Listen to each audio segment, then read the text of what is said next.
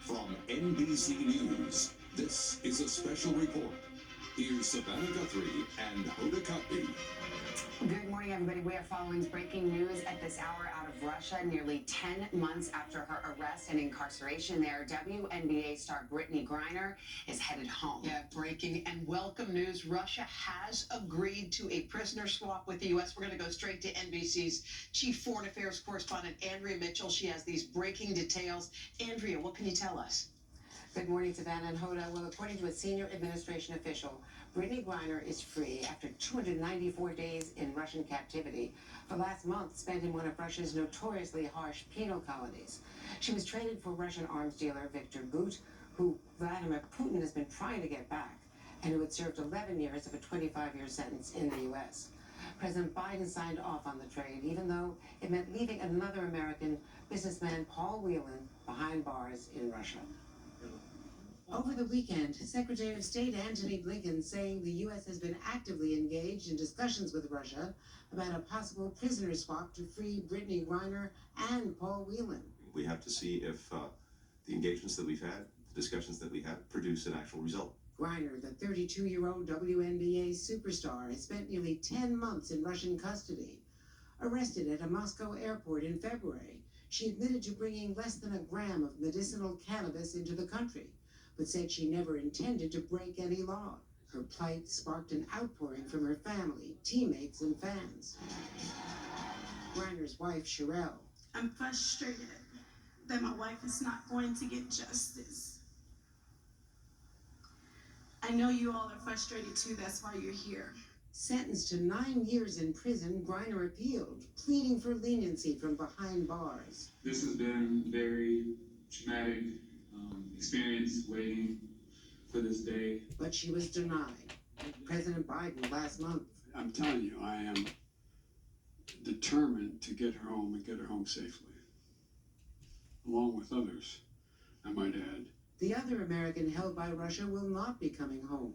Paul Whelan, a former Marine, a businessman, detained 4 years ago, is serving a 16-year prison sentence after being accused of spying, which the U.S. strongly denies.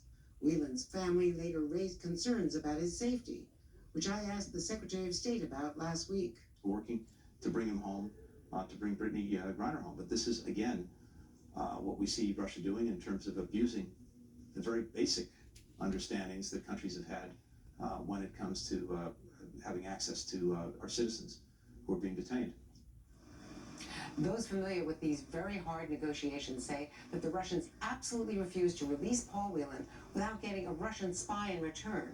But the U.S. insists it does not have any Russian spies in U.S. custody. So the administration says it had no one to trade to meet that Russian demand. And again, the U.S. maintains that Paul Whelan is wrongfully detained. He's a businessman, not a spy. And just now we also got a statement from the group that has been campaigning for all of these hostages to be released from all over the world, actually, saying Paul Whelan has been let down and left behind by at least 3 times by 2 American presidents. He deserves better from his government, and our campaign implores President Biden to urgently secure Paul's immediate return using all tools available. We understand the president will be speaking shortly or later this morning. Yeah, Andrew, thank you very much. The breaking news, Brittney Griner has been freed. Paul Whelan left behind. Let's go to Chief White House correspondent Peter Alexander at the White House. What's the word there, Peter?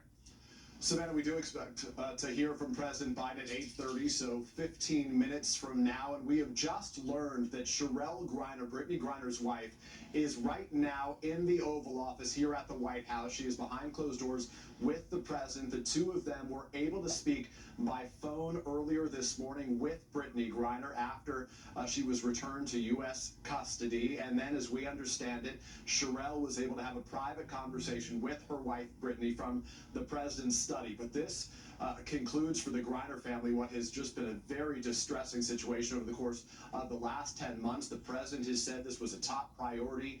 He had exchanged a letter with Griner in the past, who wrote him over the summer saying that she was terrified she would be there forever in Russian custody. The good news this morning that the White House will certainly be celebrating today is the release of Brittney Griner. And again, to repeat, Sherelle Griner, the president, is in the Oval Office with the president right now and had an opportunity opportunity to speak alongside the president with her wife just this morning. Savannah and Hoda.